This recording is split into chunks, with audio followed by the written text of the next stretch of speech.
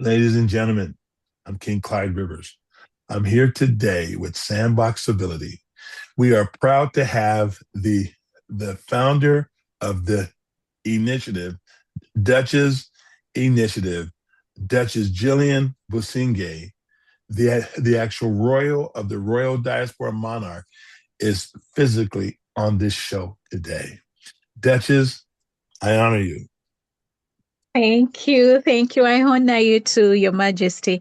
Thank you for such an honor and a privilege to be on this show. Thank you, everyone. Thank you, Dr. Joy, for inviting us. Dr. Diane, thank you. And I'm so excited and looking forward to what's going to erupt out of this conversation. Duchess, thank you so much. Ladies and gentlemen, I want to introduce this team of, I would call, modern day thought leaders of how to make things work in the world. Duchess Jillian has established, Royal Civility. It's an institution that is actually institutionalizing greatness for those in the realm of civility. And Duchess Jillian has also established a Royal Civility School of Diplomacy. Her heart is for the world to be better. So, again, I want to thank her. Then I want to get into Joy Beck. Ladies and gentlemen, this amazing woman has created a new narrative for civility work in the world.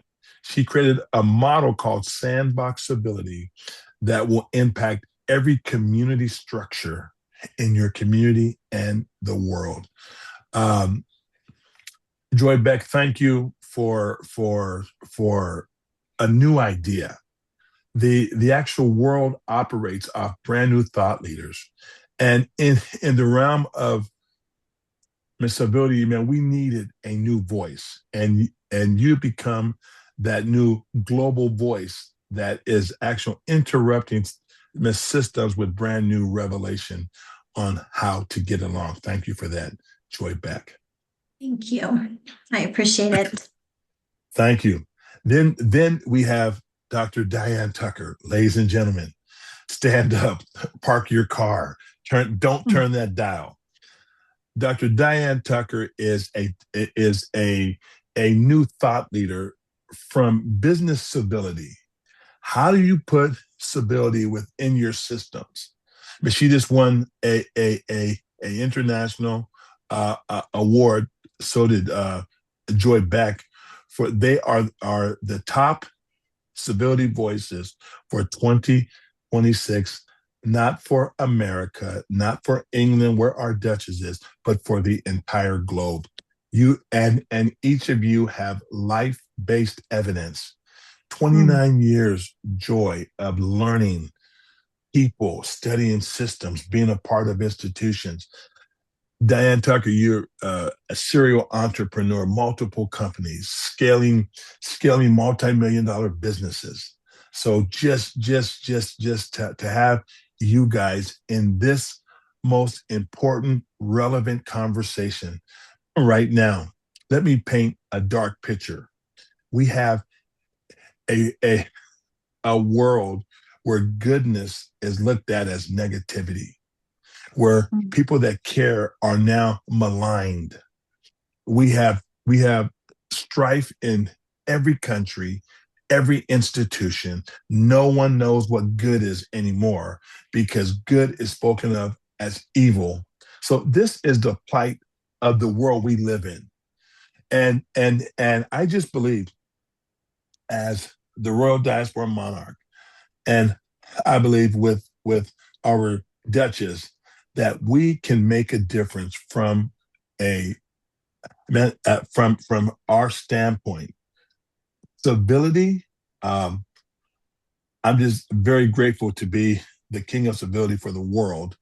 I've had the honor and privilege to go all over the world and help teach people how to get along.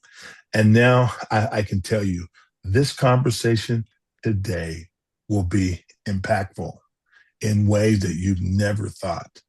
So let's get started. Ooh, ladies and gentlemen, do not turn that dial for the next hour. Do not move. Do not drive your vehicle. Do not get on an airplane. I need you to hear this. I want to start with Sandbox Civility. Our fights and the arguments we have in the world today is as if it's little kids that don't know how to play together. That's why, Joy, your narrative, your perspective is brilliant to help teach people how to get along. So, first question, how does Joy, would you please explain what Sandbox Civility is so the audience has a base of what we're communicating about today? You bet. Thank you. Sandbox Civility was created with that 29 years of teaching and then raising my children and noticing gaps in little people coming to my classrooms who didn't have the skills to get along. They didn't know that. And the premise is that we all can learn it, that civility is a skill. We can learn how to communicate better, to agree to disagree, all of those things. It's not something we're born with and it's like, oh, I have it or I don't. It is a skill that can be taught, and rediscovering how to play well with others at any age, from someone who is a grandparent to someone who's little. There's value in all, and there's ways that are tried and true that can help. Thank you so much. Thanks. First question. Why is communication important? We'll go to you, Dr. Diane Tucker. Why is communication important? So important to be able to understand the person who's speaking to you, to understand where they're coming from, what it is that they need, and then also to be able to convey what it is that you're trying to get along. And so without communication, you're not able to work together. You're not able to build together. You can't even figure out how to get to the grocery store if you're not communicating on directions. Wow. Duchess Jillian, what is the importance of communication? Well, thank you so much, Your Majesty. Communication is very, very important. First, even within our very own selves, we communicate to ourselves, and that helps us decide on what we want. You ever wake up and you're like, what am I going to do today? And you have to connect with so many things within you to tell you, okay, today you're going to have breakfast, you're going to do this. And if you communicate wrongly, you will have wrong results. You'll have a wrong mindset. You will have, and even God himself requires us to communicate with him. So communication is all round. Even God himself requires us to communicate to him through prayer.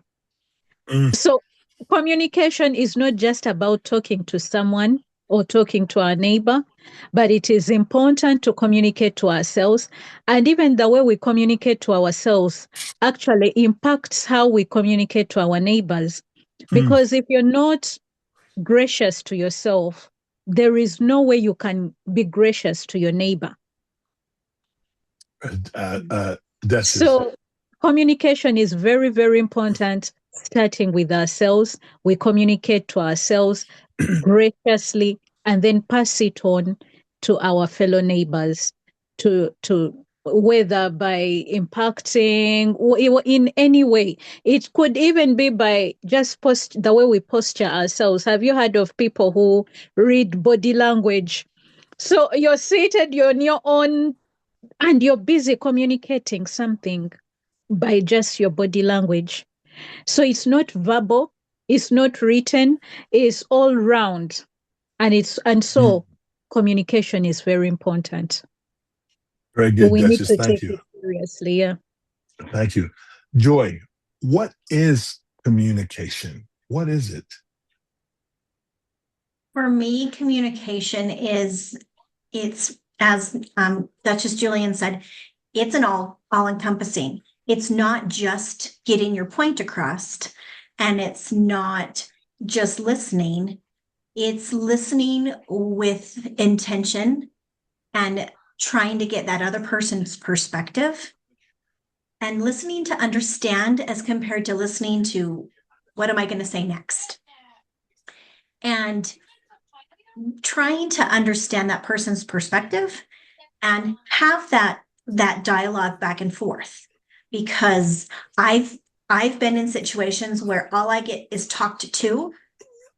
That doesn't feel good. That doesn't work for me well. And I think that's the case with most humans. But if there's that give and take, and we're willing to see that perspective and willing to hear and have that back and forth dialogue, and it includes body language, it includes everything, but that willingness to want to understand is important. Very good. Very good. Very good. Now, the meat and potatoes. Everybody in the world today feels they're communicating. Everyone feels they are communicating. Even if it's opposing views, they feel I'm communicating. We are talking. So if everyone feels they're communicating, what's the problem when we disagree? Because everyone says, I'm communicating. They're not listening. I'm communicating. So if everyone feels they are communicating, then what is going to be that bridge that causes them to hear each other and move to positive actions? Over to you, Diane, Dr. Tucker. We need to be able to agree to disagree. People are allowed to have their own opinions, they're allowed to have their own viewpoints. But when we start to project and push what it is that we feel is right onto the other person and won't accept them, won't listen to them, won't work with them until they bow down and submit and say, okay, you're right. And so that's not always going to be the case. You've got different nationalities, different ages, different viewpoints, different cultures. It's not, everything's not going to be the same in the uniform and how we communicate, how we work together. And so being able to accept, like I said, being able to agree to disagree and say, oh my gosh, that's a really different viewpoint. I never considered it like that. I think otherwise. I think da da da da da da da. We can still talk, we can still communicate, we can still work together, even if we have two different viewpoints. Even in a business, when you're working on a project, not everybody does the same project the same way, but we all have to work together to get the job done. Otherwise, the higher ups or the board of directors or the investors aren't going to be happy. So how are we going to be able to work together if I'm working on this project this way and Duchess Julian is working on it a different way? So being able to say, okay, how can we blend our two voices, our two perspectives to get the job done? Well, that is great. That's I love that assessment piece. Now, in the art of listening, Duchess Jillian, how important is listening to communication? It takes us back to the civility sandbox. So everybody in this sandbox, in this area, whether you're in family, whether you're wherever you find yourself, could be in our kingdom. We all our royal diaspora kingdom. we all communicate differently. I may be able to communicate maybe through writing. I can communicate better through writing, but I know you've said the art of listening, but it all works together. The art of listening and communication is all one, it's all in the same vein. So you have to communicate, whether you've communicated verbally and someone has to respond.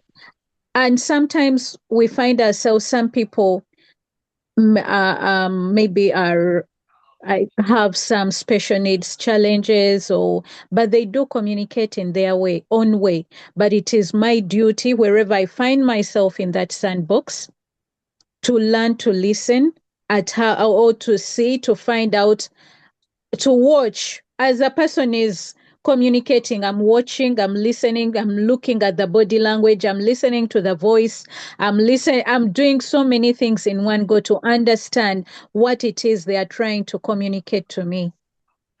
And here in England, we always ask the same question: can I just get this right?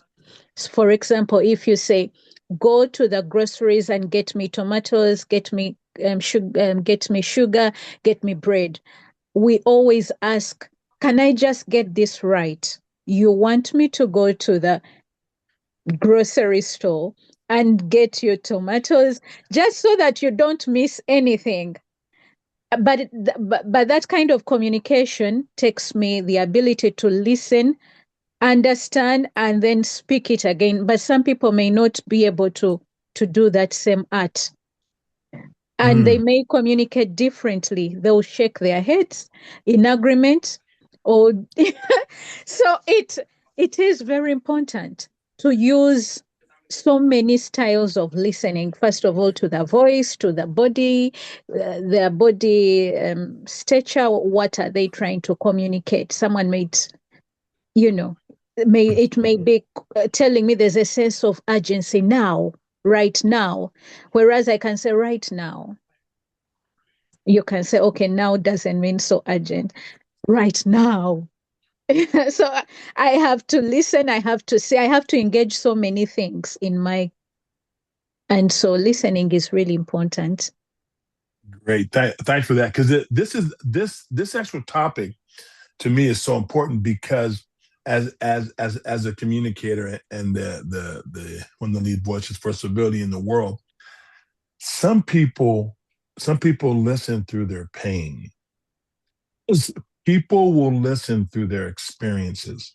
So one thing that I've learned, and Joy, what I love about Sandbox Civility is everyone doesn't hear the same.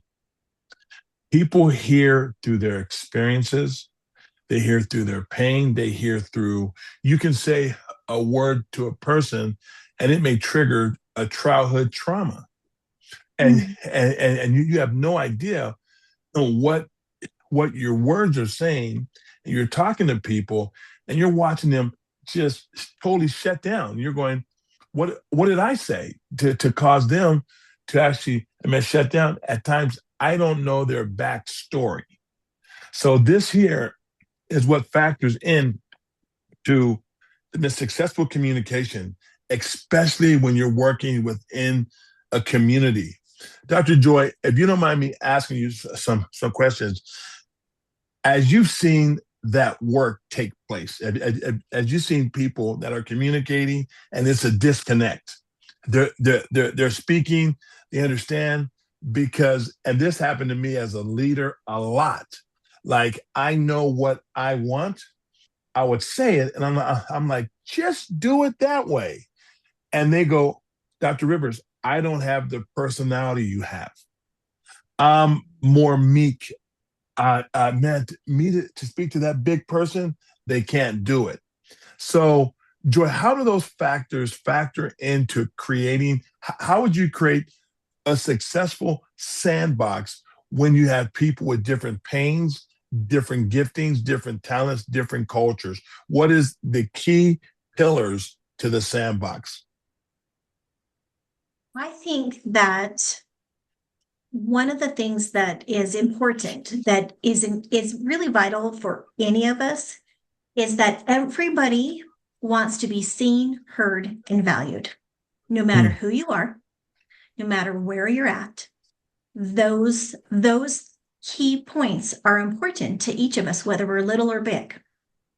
I like the way Duchess Julian offered that check-in. Like, is this what I'm hearing you say? Because it shows it's a step in listening that you're putting back what they're saying. So you're doing that check-in, that verbal check-in. When we have different filters, and we all do, we can't help it. Our life's experiences is how we see the world.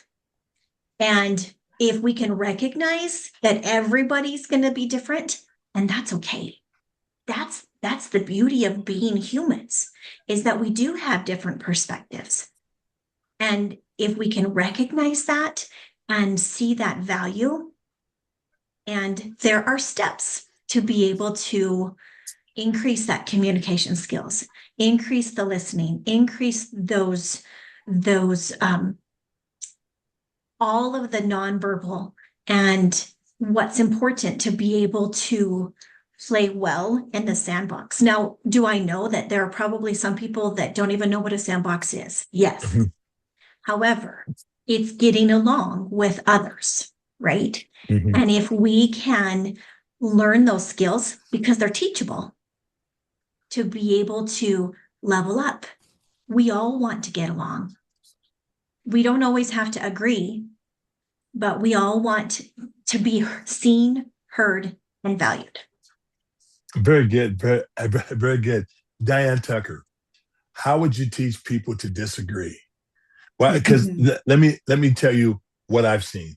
People don't know what they don't know. So if you've never been taught how to disagree, you won't know how to disagree. You will do one of the four things happen when there's a disagreement: fight, flight, freeze, or appease. One of those four things happens in all forms of communication: fight, flight, freeze, or appease. So, how would you teach people that it's okay to disagree? That's a loaded question.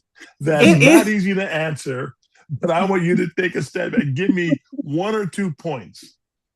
2 points. Well, the first one I'm going to come from, not necessarily from a business standpoint, but my husband does martial arts and I love to do push hands, which is a fighting style. And so when people do push hands and they touch, they freeze up, they lock up. And the second you lock up, the second you freeze, the second you get aggressive, people could use you. And so I was teaching someone last week, the second you touch, if someone pushes you, be okay with it. That first response in human nature is to no, but be okay with it. Let it come in. And so how to teach people to disagree is one, put yourself in another shoe, out of body experience, and you've said something. And now how would you want that other person to respond to you if they didn't agree with you? So how would you respond to them? How would you want someone to respond to you? And so it's taking it from that do unto others as you would have them do unto you, and doing that mindset of how would you want to be communicated to if someone didn't agree with you and they come from an opposite standpoint? How would you say, okay, how would you, one, accept it so that you can understand their point of view? First of all, it's listening to understand. So you heard them, you don't agree with it, but okay, so they said such and such and such. Where are they coming from? What lifestyle have they lived? Are they coming from a different religion, different language? And so taking yourself and looking at it from their perspective. It's not always about us, but it's about the group. So looking at it from the person's perspective and be like, oh, okay, well, dude, excuse me, you go through this, you go through that.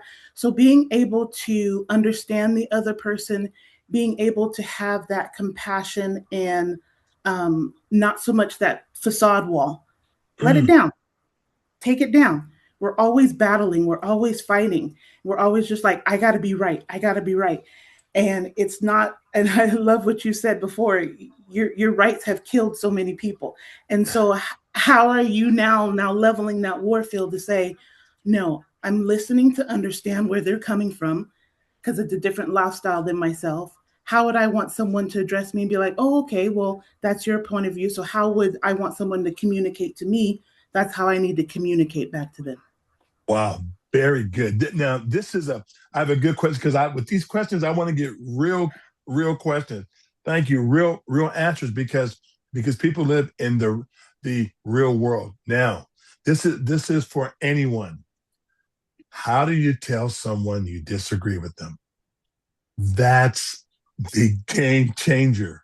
When you disagree, Joy, please tell us, how do you tell someone when you disagree? Because this is where the real problem lies. When you have to tell someone you disagree. Joy, how do you tell someone you disagree with them? What I found is if you can acknowledge where they're at. So it's like example, like I hear you saying ABC. I hear it. I don't agree with it. That's okay. But I hear you. And I think differently. And that's okay too. If we can give that permission that it is okay to not think the same, there's actually value if we can see each other's perspectives, but being able to acknowledge what they're saying and then respectfully say, I hear you. I hear what you're saying. I don't agree with you. And that's all right. I think a different way. We're allowed to do that. That's very good. Duchess, how do you tell someone when you disagree with them? I think I've learned that firsthand from you.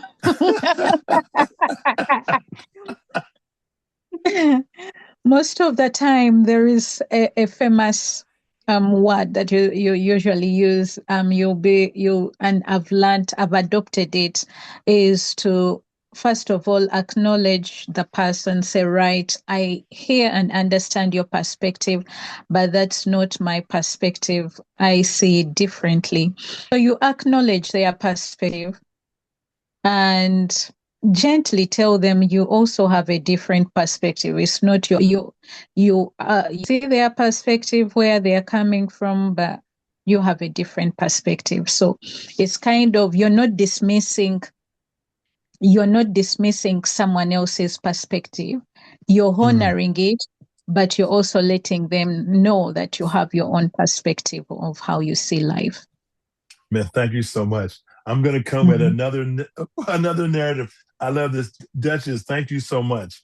So now, this is a key that I've never heard talked about. There's this, to me, there's a spirit of every conversation. There's what's the spirit of the conversation. When you know that you have to confront something hard, the spirit of the conversation is tense. When you know it's a person that's unreasonable, you know there's a spirit of the conversation. Come on, somebody. Dr. Tucker, I see you shaking your head like, I know that conversation. So to me, it's important to understand the spirit of the conversation.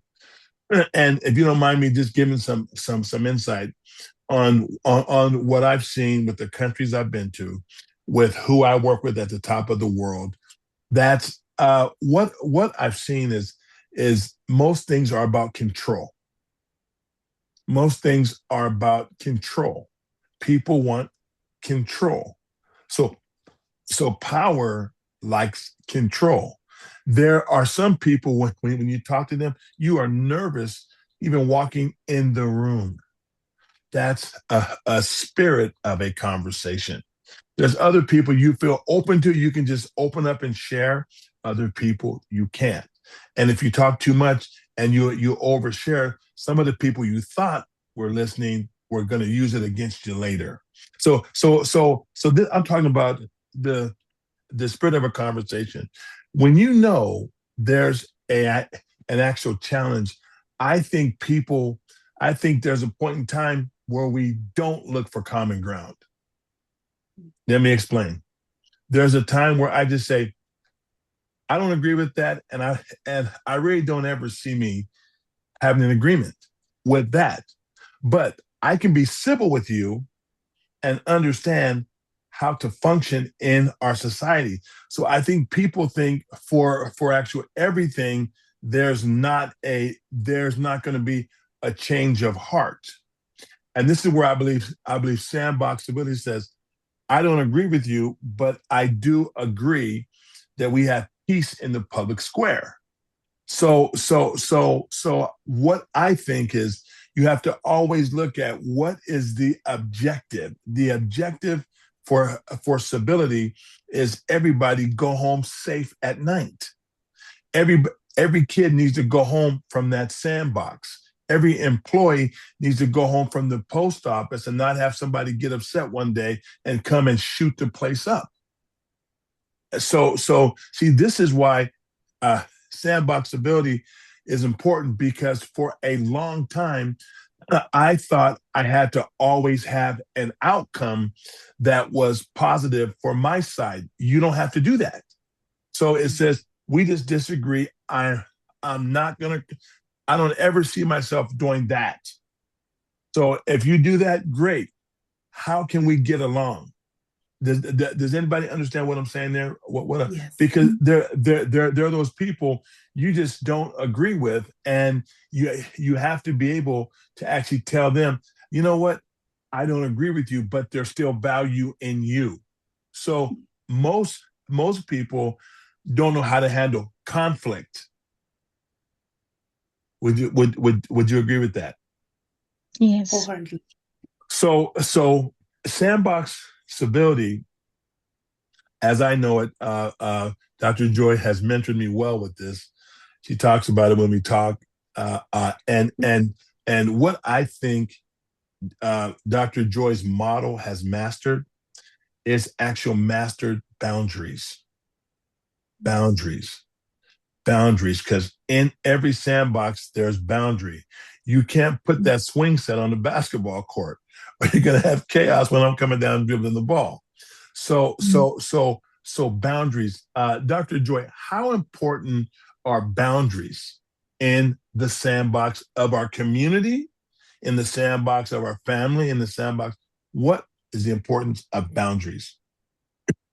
Boundaries play a big part in being able to have that civility. For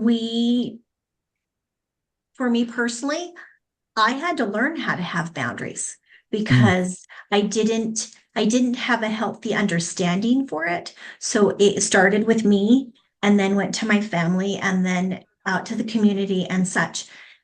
To be able to know where you stand, and as you reference that big picture of what's the overarching agenda.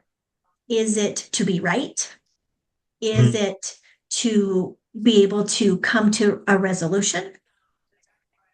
With boundaries, you've got to have that in your family, or else one or the other of all of your family members, some feel overwhelmed, some feel taken advantage of, some are entitled, and none of those are healthy ways to feel, and that can permeate into the community if all of the responsibilities are put onto one or just a small handful of people. It's those same dynamics of what a family can feel in a bigger setting. And yet, if we know where our boundaries are, what my lane is and what your lane is, and how we can work together, it makes it so the overall outcome can be pleasant. It doesn't have to be a struggle. Wow. I love the concept. Let me tell you, I have a great question for you, Duchess and Diane Tucker. How do you set your boundaries? Because if I can, most people lose the boundary before they set it. Most people lose the boundary before they actually set it. When you let someone disrespect or actually say something out of line, and Emma, you don't check them. That right there, because boundaries are always pushed. I had a guy one time. This guy would tell jokes I thought they weren't funny. He go, hey man, those kind of jokes to me are not funny. So I set my boundary early on. Most people that have passive temperaments let things go way too far, and then when they set a boundary, it's out of anger. Does anybody know that conversation? So So, how would you communicate your boundaries early? Let's start with you, Duchess Jillian. That's a great question. Duchess Jillian. We love Duchess. We love Duchess. We love Duchess. I love you. Yeah, I think boundaries have to start at an early stage of a relationship, whether in family or friendship, wherever you find yourself. They need to know, okay, because for me, I'll give an example of my children. So they had the habit of just bumping into the room, and I'll be like, go back, knock and ask me, can I come in? It was very difficult, just like His Majesty has said that we set boundaries after it has happened. Then you realize, oh my God, I should have told you earlier than this. I should have expressed my intention earlier than this. So now they were used to coming in, mom, mom, mom. They just come. It can't go on like this. So many times they'll come, mom, mom, mom. I'm like, stop right there. Can you go back? Knock the door, ask me if you can come in. And then they have learned now. And I do that to them as well. I don't go to their rooms. Hey, hey, hey. And just, I will knock, I will stand on the door. In the past, I would open. Actually, my daughter has she's like, did you knock? So I knock and ask her, can I come in? Because now she's learning from me. That is the boundary. If I want a boundary, I also have to do the same for her. So I knock at her door and then she'll be like, can I come in? She's like, yeah. Oh, no. Yeah. And so, but most of the time I'll agree with you. Many times in friendships, well, I may just get the phone. I will feel like, oh, I'm missing Dr. Joy. Let me just give her a call any time of the day. And she's not happy with that. Why are you calling me at this time? Because I don't know the boundary. When should I call? So it's all communication comes back. It comes back to communication. Along the process, let's make ourselves let others know, what do you want? How do you, yeah. Because even on another note, I have a friend who was so offended by another friend. They were eating. You know, we have a culture. If you find someone with a plate of chips, you can pick a chip from the other. Oh, you have, like, your chips look nice. And you put your hand and pick it and eat it. She was so offended. It wasn't me. She was telling me the story of how she was offended. So the person didn't have boundaries. For her, she thought they are friends, they can eat on the same plate. No. Yeah, man. That's a boundary. I'm like your friend. Order what you want. Don't eat off my plate. Hey, I'll take you. Order whatever Not you want. after COVID. My food is my food. Go ahead. Especially after COVID. You know, everyone is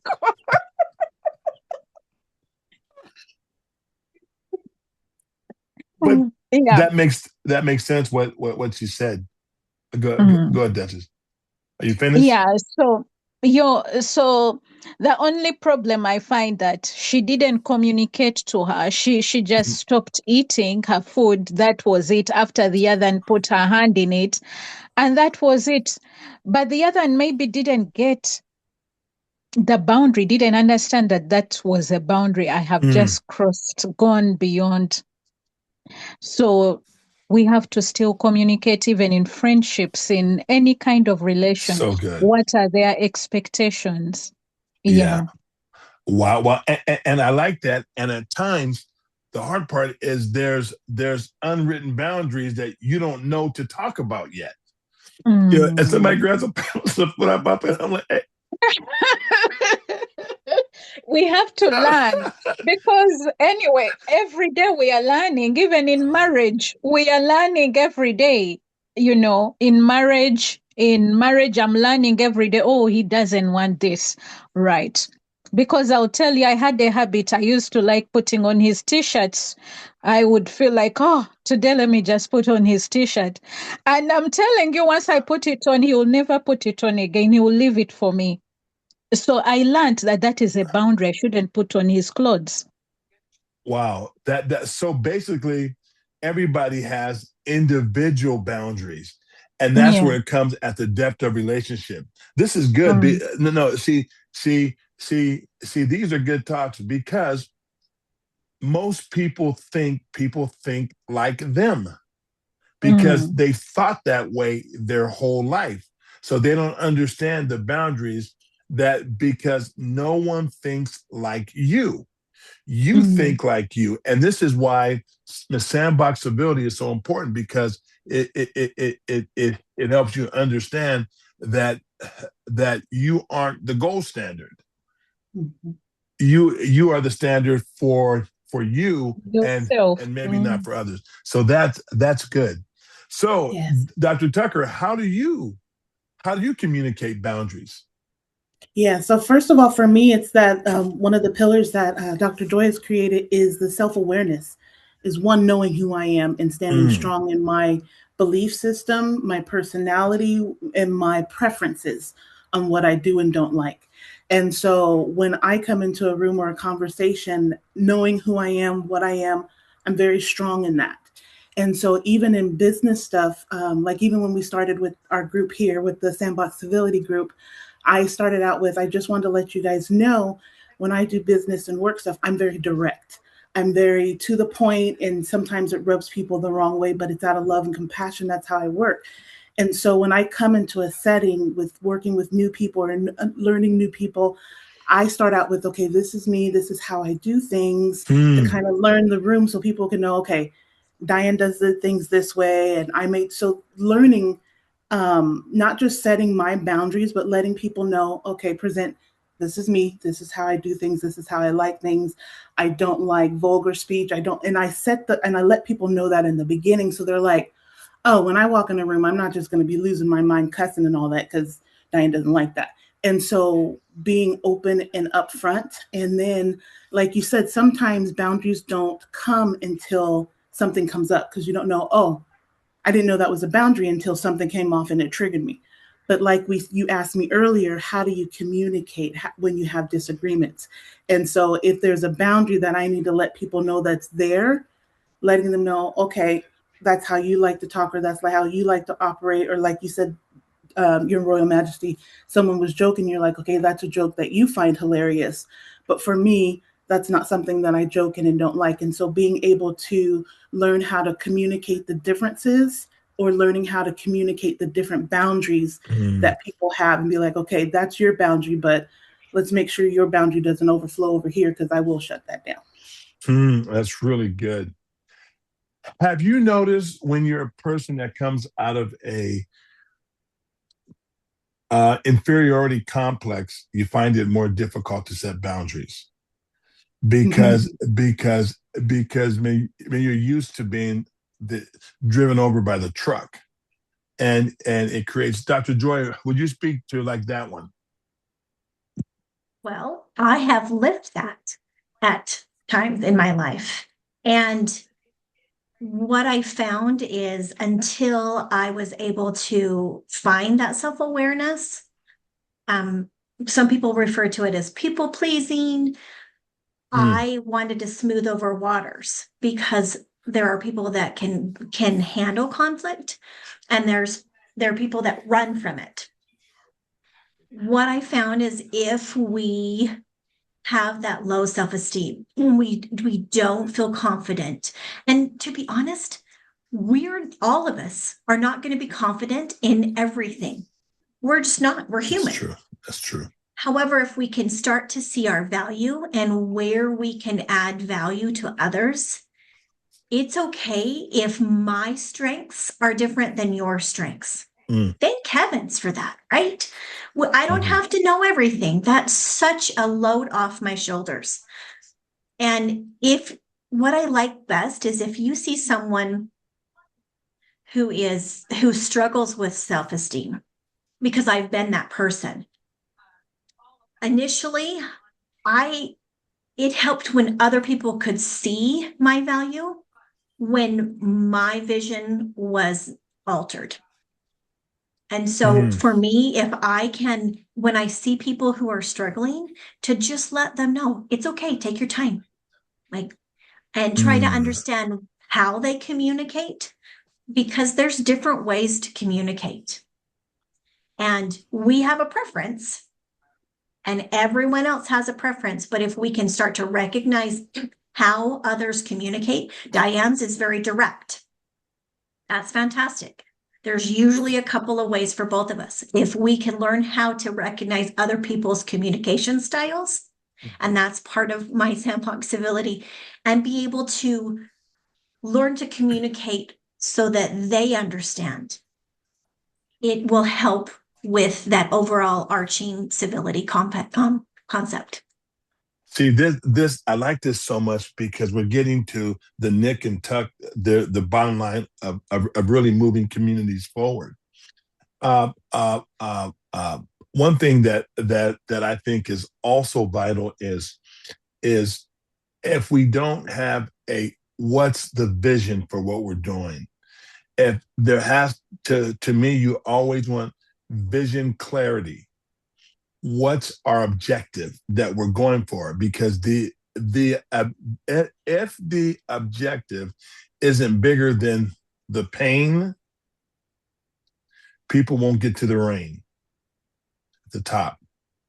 So what I think happens is what I love about the Sandbox Civility is it always sets the equation that people are valuable. So, and this is why I believe this will work better than anything we've seen, because it says everyone's valuable. How many times have you been with institutions where everybody wasn't valuable? There was an actual hierarchy structure, and you knew that you weren't in the in crowd. Now, that's realistic because people have different friends that they like. They have different groups and this stuff. And sometimes you aren't in the in group. Has anybody ever been there? Oh, yes. Where you aren't in the in group. When you're not in the in group, Sandbox Civility makes a place for the in group and the outcast. And it doesn't make either one bad. Because at the end of the day, people work with who they like. People choose their friends around who they like. Doesn't mean that everyone's in the like. So this way, and this way I love that we have an entire year to unwrap this because it took me a long time to be able to establish boundaries. If I thought a person had something I wanted, man, I get a chance to be around this person. Wow. So then you want from if it's a business something, or if it's something you want from someone, you don't always set the boundaries because I was too busy trying to learn. And what happens is let me tell you, as a king, and that you understand, I know when someone shakes my hand, if they're a peer or if they're someone that would just do anything I ask them. So there's a responsibility of leadership in knowing how not to abuse people, how to that's why everything I do, I look to empower people. I look to empower people. I don't take advantage. I empower people. Most times it's been at my own expense to empower, and that's over 30 years. That isn't just yesterday. It's Jillian knows how much work that we do, that we give to people, that we give. I believe there's a currency in that, and this is what Dr. Joy. I always teach people, if you haven't made deposits, you can't make withdrawals. Yes. If you haven't made deposits, you can't make withdrawals. So there's some people I can see bad things, but I've not made enough deposits to make a withdrawal. When you deal with emotional currency, if you haven't made emotional deposits, you can't make emotional withdrawals. Mm. How many times have you had people come and tell you, and you go, who are you to tell me that? What that means is that person did not make enough positive things in you to make any withdrawals. And I think that, and this is what I love about our civility work. And Joy, this is where your narrative fits in so well. Your narrative is about making positive deposits. Positive deposits in people allows you a better chance when you have to speak truth in a certain area. They can hear better because you've shown that you care about them. And all of us have people in our lives right now that we want to say stuff to, but we can't because we've not made enough love deposits to make a negative withdrawal. Right? True. Yes. So I thought that was good. It's good. You were spot on. No, so what I love about this 1-year project that we're going to do, and Duchess, first of all, we're so honored to have you as a Duchess to come and be a part of this group with us. We don't take that lightly. We know how important your task is, how important your assignment is. So for you to spend this time with this group as a king, I don't take it lightly. And I'm sure Joy is really honored to have you in this group as well. So much so.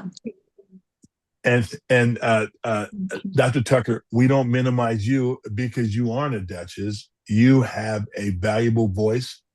And with this group, we have business systems, human development, and royalty all in one. Yeah. So what we are building is a new pliable mindset that can reach across any culture and teach people the power of self-respect and how to respect others. Joy, I'm so happy that I met you and you're a part of this amazing equation. The first time I heard you talk, I go, man, she has it. You know how you've been around this for so long. When certain people open their mouth, you go, that one has it, got it right there. She was talking about stuff, and I could tell that she had balanced experience.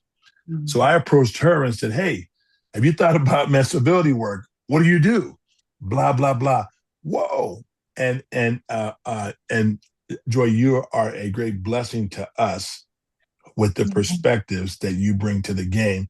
I just want you to know that all three of you on here, we honor. And I'm excited. I believe this team here, we will reshape history by these talks because we're giving people reality. Most people don't talk reality. They talk theory. But at the end of the day, you don't win the battles. Look, you don't win every battle every day. Some battles teach you, you learn to overcome. Then when you overcome, it's easier. I had to learn boundaries by having mine broken. Okay. So many times it's the opposite that grows you. So I'm grateful for this group, and I want to thank you for our first session. And man, thank you, great experts, ladies and gentlemen that watched this show. You have heard from Miss Civility's newest experts for 2026. Thank you. I'm King Clyde Rivers, here with the Duchess of Civility, Jillian Basinge. We thank you very much. God bless you all. God bless you. God bless you. Thank you.